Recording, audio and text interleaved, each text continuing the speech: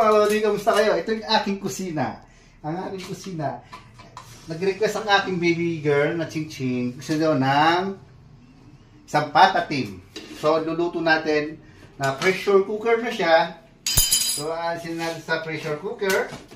Ito na siya. Medyo okay, kumukulo-kulo pa siya, pero natunaw na yata. Kasi sobrang lamot na yata. So, ang gagawin natin ngayon, pumunta tayo ng mantika.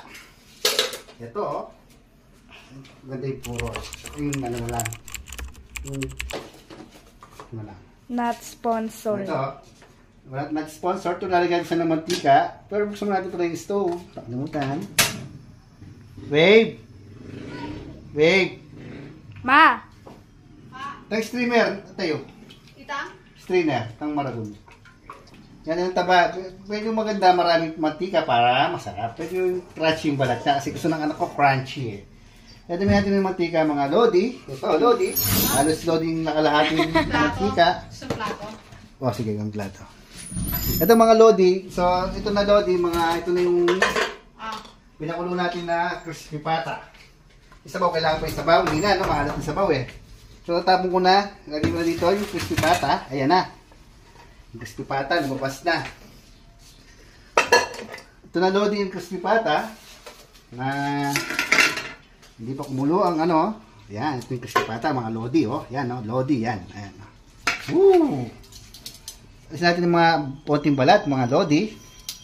Tsaka yung paminta. Pero okay na lodi, medyo malambot na. Medyo sumobra yata lambot, lodi, ha. Pero asin na yung paminta, lodi. Yung mga black para, yan. Pero okay na siya, lodi. Pwede na to, lodi. Yan, ito yung crispy pata namin na so, painin natin yung Puntingan po natin ng konting mantika kasi medyo malaki yung crispy pata natin. Kasi yung tig 900 na yan. Kung bibili mo, mahal eh. Kaya, homemade na lang. Crispy pata. Libre pa. Hindi naman libre, may bayad yan. Alagang 550 to, binili ko sa palengke. Kung bibili mo yan, nasa 950 na yan, mga lodi. Nasa 950 na yan, mga lodi. Yan. Hindi naman medyo waiting mantika. Hindi natin lalagay yan, mga lodi, ha? Pero hindi natin yung mantika kung okay na. Pero katabi ko muna ito yung pressure cooker natin. Okay, nahulog pa yung bato. Okay, nahulog yung aray kong init. Init pa, lodi. Yan. Yung asawa ko, tumatawa na lang sa pakil. Tatawa na mamaya yan. Tatawa na tatawa. Ako pinapanood niya. Mga lodi. Kasi lang sa kusina ko, lodi. Maliit lang. At least may kusina. Dirty kitchen ko. Ayan, lalagay ko na yung crispy pata, lodi, para medyo mainit yung kawali natin. Ayan, mga lodi. Oh. Ayan na. Oh. Ayan na, lodi. So, tatakpan natin, mga lodi, para ayan na, lodi. Ayan. Yung takip, lodi. Ayan. Yung takip siya para okay na, lodi, ha. Oh. Crispy pata. Ito natin maluto after 25 minutes tuto na. After 25 minutes, lodi, okay na. Medyo crunchy na siya, lodi. Medyo okay na siya, no? Ipabaltarin mo natin, mga lodi, ha? Kung crunchy na talaga siya, ha? Mainit. Siyempre, mainit. Tinugulong mantika, lodi. O, siyempre, di pata. Kaya, ayun, no?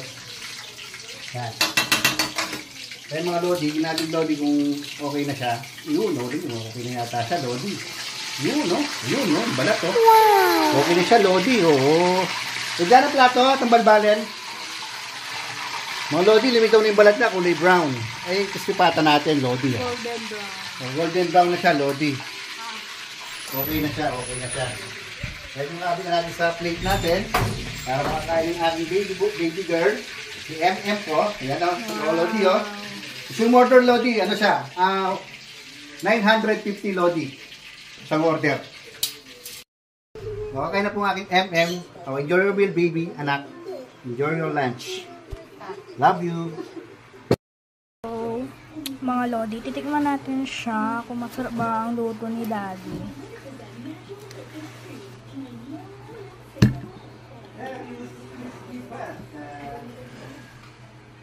Ayan.